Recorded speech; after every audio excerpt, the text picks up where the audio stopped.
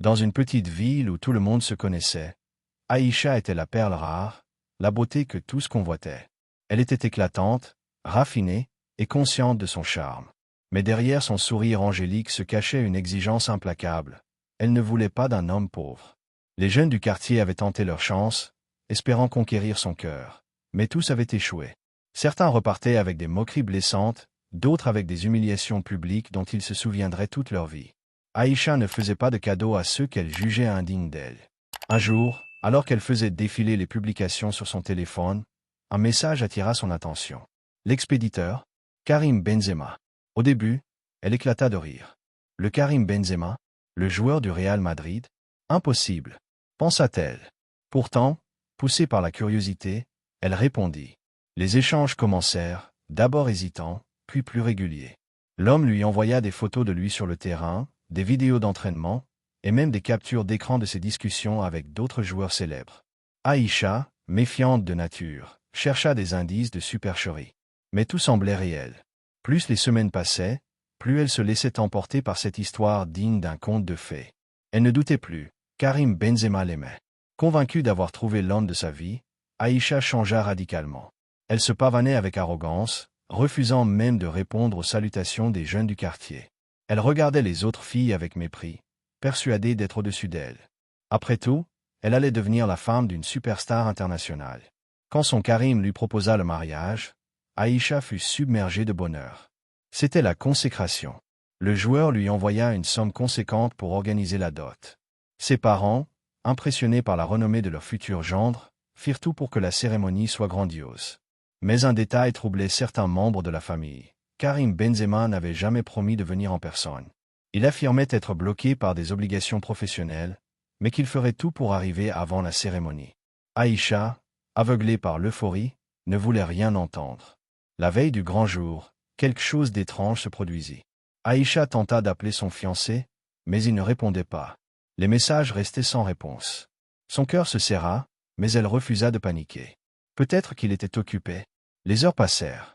Puis le matin du jour J arriva. L'agitation battait son plein. Les invités affluaient, la salle était décorée avec soin, la musique résonnait. Mais une ombre planait, le marié n'était toujours pas là. L'inquiétude gagna peu à peu les esprits. Puis, alors que la cérémonie allait commencer, plusieurs anciens du quartier demandèrent à parler aux parents d'Aïcha en privé. Ce qu'ils révélèrent fit l'effet d'une bombe. Le fameux Karim Benzema n'existait pas. Derrière ce personnage se cachait Idrissa, un jeune homme du quartier qu'Aïcha avait humilié publiquement des années auparavant.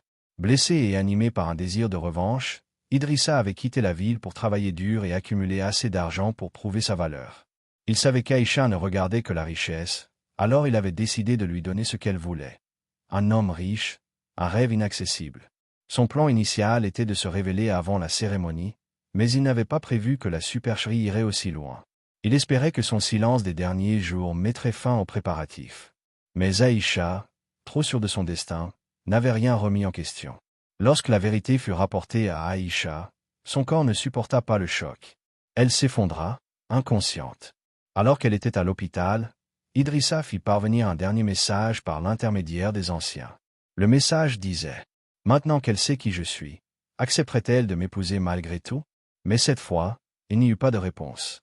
Les parents d'Aïcha haussèrent les épaules et quittèrent la pièce, refusant de donner une quelconque suite à cette demande.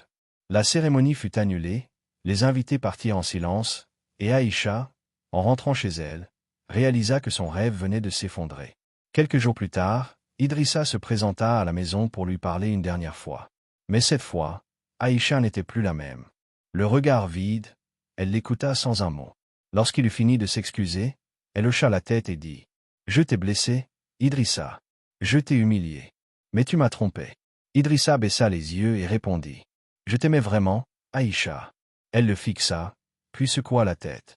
Et dit « Si tu m'avais aimé, tu ne m'aurais pas piégé. » Idrissa savait qu'elle avait raison. Leur histoire ne pourrait jamais exister. Idrissa partit sans un mot. Aïcha resta là, réalisant qu'elle avait tout perdu.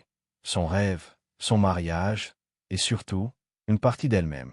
Malgré leurs excuses mutuelles, leur union ne devint jamais une réalité. Aïcha avait trop souffert de la tromperie, et Idrissa comprit qu'il avait poussé son plan trop loin. Cependant, cette expérience changea Aïcha à jamais. Elle apprit à être plus humble, à respecter les autres, et à comprendre que la véritable valeur d'une personne ne se mesure pas à sa richesse ou à son statut social. Idrissa, de son côté, partit chercher une nouvelle vie ailleurs, emportant avec lui les leçons de cette aventure. Il comprit que l'amour ne pouvait être fondé sur des mensonges, et que la vengeance ne menait qu'à la souffrance. Ainsi, Aïcha et Idrissa prirent des chemins différents, chacun portant en lui une précieuse leçon de vie. Car au-delà des apparences et des illusions, seule la sincérité construit des liens durables.